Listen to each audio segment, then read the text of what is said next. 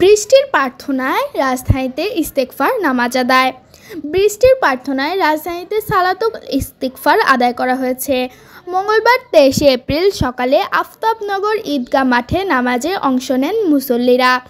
নামাজে ইমামতি করেন শায়খ আহমদুল্লাহ। এতে শতাধিক মুসল্লি এই নামাজে অংশ নেন। নামাজের পর খুতবা ও দোয়া করেন তিনি। এ সময় তিনি বলেন, বনায়ন ধ্বংসের কারণে প্রতি বছর তাপমাত্রা বাড়ছে। এখনই সচেতন না হলে সামনের দিনে আরও বিপদে পড়তে হবে। সবুজায়ন বাড়াতে সবাইকে গাছ লাগানোর আহ্বান জানান তিনি।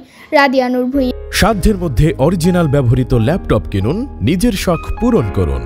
কুমিল্লা কান্দিরপাড়ের খন্দকার হক টাওয়ারের ৪র্থ তলায় অবস্থিত কিং অফ ল্যাপটপ সলিউশনে পাচ্ছেন বিদেশ থেকে আমদানি করা সকল ব্র্যান্ডের অরিজিনাল ল্যাপটপ। স্বল্প দাম আর শতভাগ অরিজিনাল ও গ্যারান্টি ওয়ারেন্টি সহ ল্যাপটপগুলো দেখতে আজই চলে আসুন।